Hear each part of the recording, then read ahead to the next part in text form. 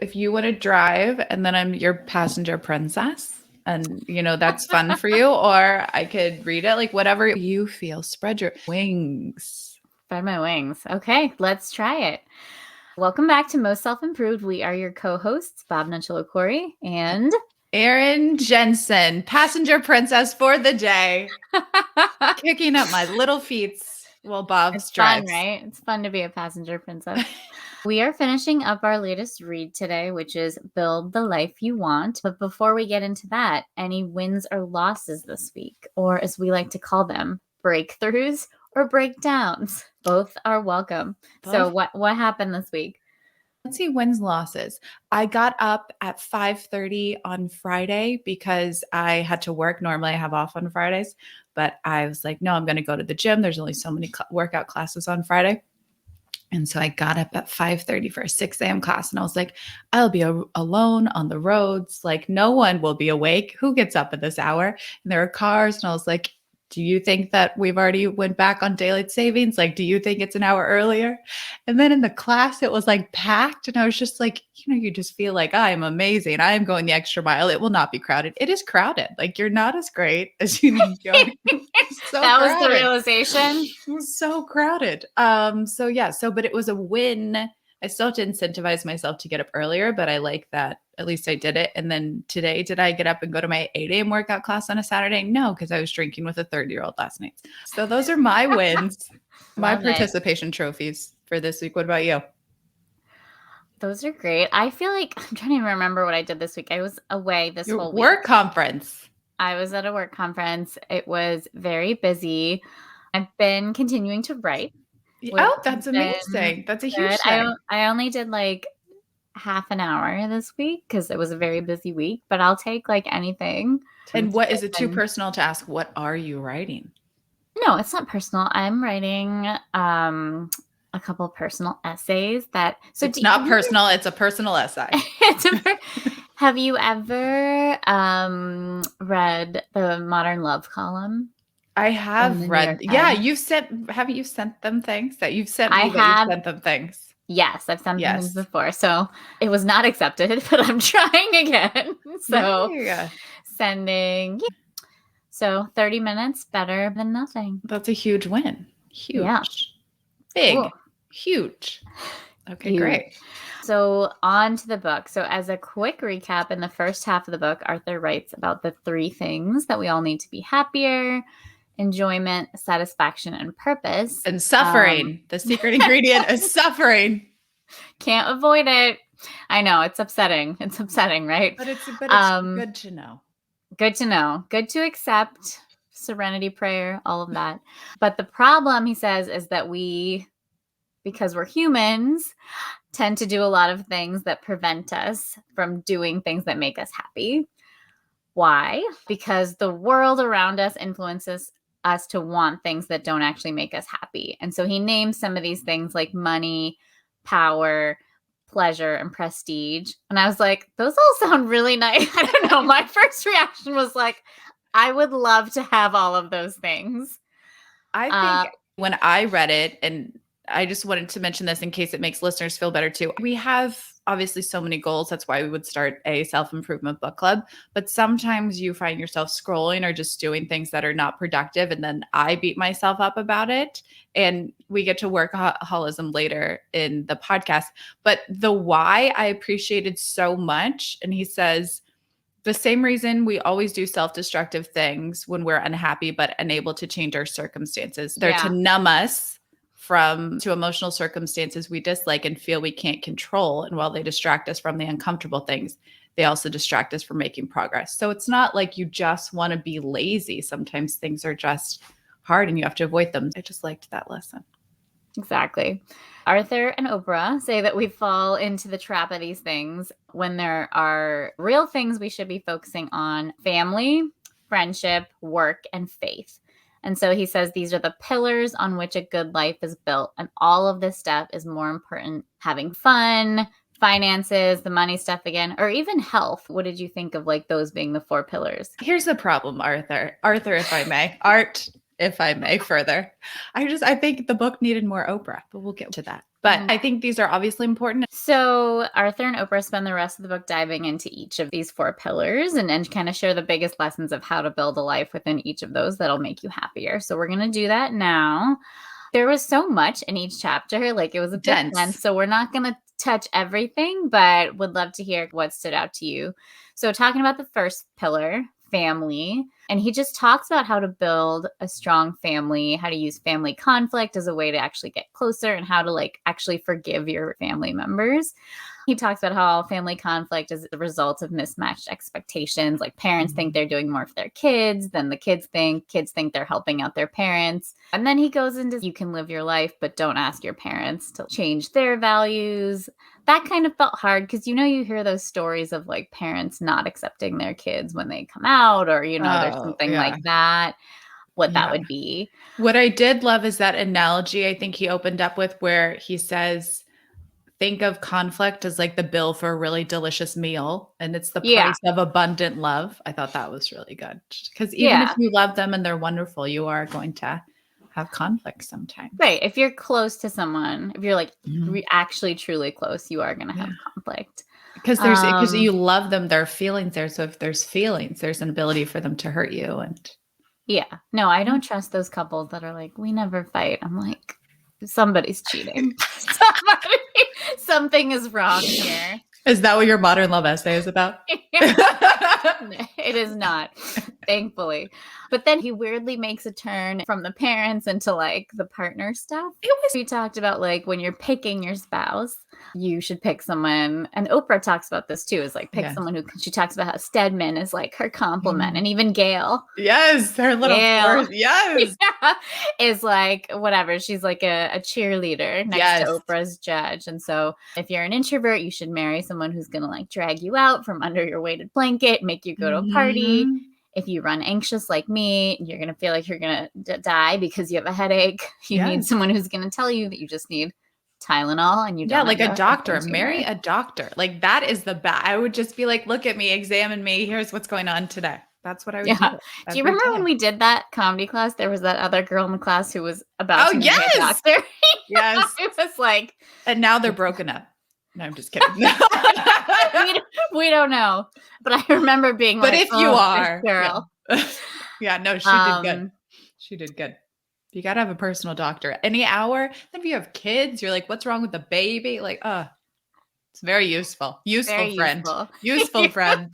We'll get to that next. But no, I mean, that made a lot of sense. It, again, felt like a common sense thing. You don't pick someone who's exactly like you. He made the point that like the apps encourage compatibility and like helping you find someone like you. And he said, let your friends and your family set you up with people, because they're more likely to find you someone who will balance you out. So as someone who's dating, I was curious what you thought about that. Yeah, here's if you're open to setups. Here's what I say to that, Arthur. Hey, Bobs, do you know any nice single guys for me? I don't. I really that's what I say to that every single person, because I've read this too. Be set up. Nobody knows one single guy. I literally thought like it should be those old school chain emails. Like, how many people would it have to go through? How many people would you have to ask to find one good guy that you would set your friends up with? Because everyone is like, I don't. They're married. They're awful. They're whatever. They're married or awful, or maybe both. Yeah. So that's what I say to that. Maybe you should start a chain letter. Just be like, if you're getting this email, you need to set me up with one good guy. Yeah. Or something bad will happen to you by midnight. I've definitely thought about it. Anyways, big turn there, but he talks about. But I love it. Forgive your family, let go of things, just don't give up on them, and also be honest with them. And I really liked when he said, the point of honesty is having enough love for others to be exactly who you are with complete transparency, even if it's difficult for both of you. And that's really hard to do. Call your mom, everybody. So moving on to friendships. I grew up in the era of the TV show Friends. Yes. I don't know if we can cue the theme song here, if it's like copyrighted. In what world do we have? Yeah. Friends money. This is what we can afford. That's what we can do. Once in a while I'd watch it and I'd be like, oh, this is like so nice. You get to grow up. You can be a waitress in a coffee shop and still have this awesome apartment. And a terrible waitress. Like what? Yeah, She's she like she wasn't. had tips to make rent. Terrible, terrible It's not waitress. very good. And you can just like have fun all day Yeah. without really like having to think about money or working at all. And so now as an adult, this is not the case. And I'm really lucky if I get to see a friend in person like once every probably 2 Mhm. weeks. And as Arthur and Oprah write in the book, there's a lot of people that wish they had more friends or deeper Yes. friendships. And there's just like a bunch of people out there that don't have more than a couple close friends because of like, same reasons, technology, our phones ruin everything, politics, everybody hates each other. And then everyone's really awkward after getting out of quarantine, myself Yeah, included. yeah, a lot of people out there, I mean, on this podcast, like I have told you, I'm like, I wish I had more friends. And it was so sad to read when Arthur says, without friends, no one can thrive. This is the clear conclusion from decades of research. Friendship accounts for almost 60% of the difference in happiness between individuals, no matter how introverted or extroverted they are. And you need at least one close friend other than your spouse. I do not have a spouse. And at the moment, there's an opening for a close friend. And it's like scrolling through Instagram the other day. I don't know if it's true or not, but it was like, you need 8 hugs a day to be happy and like 4 to Oh my God. survive. And I was like, oh my God, I am a survivor. I am a no hugs a day survivor. And people don't talk about this cause enough. But yeah, friends, right? Friends, we need them. You talk about the technology. One thing that rung true for me in this chapter when he says solitary and screen based diversion lowers happiness and can lead to mood disorders such as depression and anxiety. Working on the podcast or like writing, there's such solitary activities in front of a computer that you can't really make social unless you're like, I like to go to a coffee shop or a restaurant, but I can feel the isolation. So I thought that was an interesting tidbit. Absolutely. And so, I mean, they are so important and it does feel harder as an adult to make friends, real friends. I like the stats that really put the number to the depression. We need more than one friend, and friendships account for almost 60% of the difference in happiness in individuals. I like how it's highlighted how important it is. Yeah. So important. Yeah. He also talks about how we should not cut people out of our lives because of their politics and should try to welcome differing opinions. He talks about how important it is to be friends with the one that you've chosen. There's passionate love and then companionate love. Passionate love inevitably goes away after the first few years, and then you need to settle in. You hate this. I can like see in your face. But you need to settle into like what he calls companionate love. Do you have opinions on this? No, I'm like, I'll take the passionate love. I'll take like the friend love. I'll take all of it. Yeah, any of it. I'll take like a little crumb. I don't know, whatever. Give a girl an opportunity. And I like to, when he's talking about the companionate love, he offers 5 ways to develop it. So joke around, which I love. That's like one of my favorite qualities in a couple. When I see people joking around together, I'm like, oh, they have something good. Make companionate love more about the two of you and less about each individual. Pull your money. Treat your arguments like exercise. It's not fun in the moment, but it's an opportunity to solve inevitable problems collaboratively, which strengthen the relationship, and then make your companionate love exclusively. So next is work. Apparently work is a pillar of happiness. I don't know. I came into this very doubtful. For me, work is something I do to live life in the world and buy food. When people ask me like, what's your dream job? Those 2 words don't go together for me. I do not dream about working. I feel like you do. I feel like you talk about job satisfaction, and there's things that you would love to be doing. If you were a paid writer writing for the Modern Love Call, you would enjoy that. It's just, no, that's true. From all of our conversations about how you wish you could implement more of your natural talents and curiosities into your job. I completely agree that work. You are. I knew you would like identify with because this more. But it's because I've worked so hard not to just have a 9 to 5 that I'm not passionate about and I like clock in and clock out. I did a lot of work in my early 20s of like, what color is your parachute, and really getting into what I actually liked. And it's curiosity, it's learning, it's research. And so that's why journalism and interviewing people is interesting to me. So I put a lot of work into finding the job that is good for me. But I used to ask people what they do for work, and people are so offended by that question or thought I was like trying to size them up. And it's like, no, I want to know what you have decided to devote 40 plus of your waking hours per week when you could be with friends or with your family or whatever is pulling you from them. What have you decided is so important and special and meaningful to you that you do it? That's so for me. Yeah. But You're later like, when they're like, your work is not your identity, it's hard for me because I have worked so hard to tie the two together. But That's yeah, so for me, funny. it makes sense that work would be so important to your happiness. I think when you describe it, that makes total sense. I feel like I did not do that as much. I was like, this is interesting to me, but I think I definitely ignored some paths that felt like, we've talked about this, right? In past episodes that felt riskier or like, oh, I don't know if this has the stability that I would want. Let's go this way instead. Because it was like, this is for money, partly, this is for stability, which there's a lot behind that as well. Arthur says you have to find a job with intrinsic rewards. The extrinsic stuff is like the pay and the benefits. You want to get paid a certain amount, that's fine. But what's actually going to make you happy is intrinsic rewards, which means searching for two things. Earned success, which is like the thing that gives you a sense of accomplishment.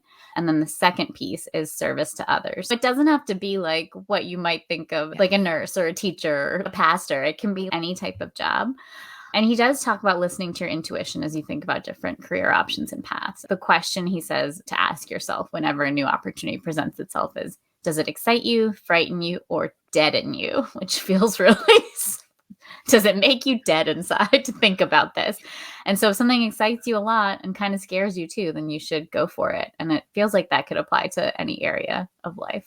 Yeah, totally. The last piece around thinking of yourself as your job, which he calls self-objectification, which I thought was a very fancy word of thinking of yourself only in terms of what you can do rather than who you really are. The last pillar is faith, of course. And so Oprah and Arthur make it pretty clear they're not talking about specific faith or even religion, something larger or more transcendent than yourself. So that can be God, whatever version of that you're into, the universe, nature, or even just listening to a beautiful piece of music. So I love the broad idea of what faith is. And he also talks about to be happy, you need to make yourself feel small and see that you're just one speck. There's so much else going on. He just basically says faith helps you realize how small you are, and that can make you happy. For me, I feel like having a spiritual practice is really necessary to happiness. And whenever I've started one and continued it, it just is very grounding. They talk about like walking outside in nature, reading a religious text, or going to a service regularly. And that this practice shouldn't just be about you. It's about searching for truth and actually loving other people. Do you have a spiritual practice? I watch Joel Osteen every Sunday for half I an love hour. that. Do you watch? I didn't know you watched him every Sunday. I love Joel. It feels very focused on me, though. It's like God loves you and he made you special and he wants you to take these leaps of faith and use the talents that he gave you and know that it's going to be okay and just love people and don't be anxious and put all your worries on him. So I don't know. It still feels very me focused. But I guess the God's going to take care of you. Don't worry about it. Let him fight your battles. I guess that's putting it off me. I'm trying to read the Bible, but I'm not very good at it because I don't understand really. So I'm like, okay, right now we're in the middle of a war. And I'm like, okay. Are you reading I'm just like bad from the at it. beginning or like skipping around to different I'm in places? the beginning, like the way the book is set up, it's supposed to be daily readings, but I bought it late and I haven't done them. So it's like, it's March 18th in Bible world, but in real world, it's October 7th. So, but I'm trying because obviously I know I've got to get stuff out of it. I've never read it before. So no spoilers. Oh, okay. But, No spoilers. No spoilers. Haven't read it. In the mornings, I wake up and just say like, thank you, or throughout the day. I'll just be like talking to God or saying thank you for this. Yeah. Yeah. I will say Joel Osteen, I'm not a Christian, but my mom, like, she would watch Joel Osteen all the time. She loved his opening joke. You know, yes. He makes a joke. I like to start off with something funny. Yes, he always says that. That's what Joel's joke is today. I'm like, why are you watching this? Like, what's happening? This isn't for us, Mom, but it is. Like, yeah, she'd watch it and then like go to the temple. It was very. But it's not like, I don't know. I mean, I've been to churches, and not that it's not a specific message, but I feel like you can substitute God for whatever you happen to believe in. Yeah, So it's like the absolutely. universe will take care of you. It's just recognizing you're a special person and you have gifts, and share that. And yeah, you're not alone. I do like a prayer every night pretty intentionally, and I feel off if I don't do it. And it's very short, and like a little kid would maybe talk to the universe or talk to God. But Yeah. it does feel nice to be like, oh, there's something out there Yeah. helping us. Because if it's Mhm. just me, we have a problem. Like if it's just me in charge of everything, that's not a good situation. No, that's what I said to someone who doesn't believe in a higher power. And I was like, but how do you know it's going to be okay? And he was like, I don't. And I was like, oh, like, I can't live in that space. No, I'm like, God took him away for a reason. Like, no, not that person, not my friend who doesn't believe. I'm like, oh, an ex-boyfriend or whatever the case is. But yeah, I was like, how could you just walk around being like, maybe it works? Like, oh God, a lot. Oh man. In the book, they say even if you don't believe in anything specific, it's still possible to connect with something larger than yourself, whether it's nature or something else. So go do that, everybody. I did want to say, I think it was a Buddhist mindset or point, quoting, the true point is to seek the truth and relieve others of their suffering. Before I've even read this, that's what I always thought my purpose in life generally. I can make jokes about things that were bad that happened to me. And so that just felt really good to me. Like, oh, this is a thing, whatever. Yeah. And then the other thing, the only things we keep are the things we give freely to God. I thought that was really good. C.S. Lewis. Yes. I liked those. Yeah. The book closes with a recommendation to start every day by saying, I don't know what this day will bring, but I will love others and allow myself to be loved, which sounds cheesy, but also really nice. The allow myself to be loved, they're both big, right? But I think the allow myself to be loved, that's a big one for me. I don't know. Yeah. Say more. If you let people in, then they can hurt you. And then you have family conflict, so. You just gotta talk, gotta air it out. So yeah, just asking yourself in any given situation, what is the most loving thing to do? That wraps the book. Are there any last words on the book overall? Do you think it'll start helping you build the life you want? I don't know. I think not a ringing endorsement. I think here's the end was what resonated with me. Oprah says when she's mentoring her girls in her school in South Africa, she says it's not about having the right answers as it is about asking good questions. What does living well mean for me, not according to someone else's model? And how do I do it? What is genuinely worth striving for? What can I offer and how can I serve? What lessons can I glean from my experiences, especially the toughest ones? How do I make the best use of my limited time on earth? So I think those are fantastic questions. Then the conclusion I thought was great. The message has now become the teacher. And I liked this message because it said, your pain is what makes you credible. So if you're trying to help someone, it doesn't necessarily mean that you have to have arrived to whatever the destination is that you're trying to bring people along. Like Arthur has mentioned, struggling with being happy in his book. They write, don't hide your own struggles. Use them to help others understand that they are not alone in getting happier as possible, which I just love. Your pain gives you credibility and your progress makes you an inspiration. And let's see. Oh, every day is a new day. The cheesy cliche quotes are what I found most valuable. You like those, really? Love. Every day is a new day. Remind yourself that the life you want is built on love and start again. I love that. That helps me so much more than you have a conflict with your family. Like what? You just wanted more Oprah. You needed more Oprah. Needed more Oprah. I like that message a lot. The idea of your pain giving you credibility and like helping people see they're not alone. That is very powerful because sometimes it can feel like, oh, I don't want to talk about this. This makes me seem like weak or pathetic. But we're all doing it. We're all doing it. And if like I've experienced something or you have, it means probably a bunch of other people have too. And so help each other. I think that is a wrap on building the life you want. I will say, of course, I pay attention to the acknowledgements. So Arthur thanks his wife and names a few other people, while Oprah, who obviously not married in a long-term partnership, Oprah simply writes, thanks to all my capital D, capital O, dear ones. Thanks to all my dear ones, you know who you are, who make me happier every day. She names no one. And I Did you hope, like that or you didn't like that? I know that it's because like everyone's like, I'm Oprah's best friend. And like they're not. And she doesn't want to slap them in the face with that information. But I really hope the dear ones, capital D, capital O, are her dogs. Like I hope that's who she's talking to. That's it. That's who I really hope it is. And we won't know, but that was my thought when I read That's the Oprah's suspicion. acknowledgments. Yeah, no one named dear ones. You know, and she'll see them on the screen. She'll be like, "It was you. It was Every single you. one." And really, she'll just like nuzzle the puppies and be like, "It was you." I'm glad you read the acknowledgments because I did not Love- catch that. You know, I have to look for it's like my spouse, my reason for living. Like, I have to look at it. You do. All right. Well, we are excited to move on to our next book. You should tell us what flavor of self-improvement you're looking for so that we can pick a read that will... What flavor?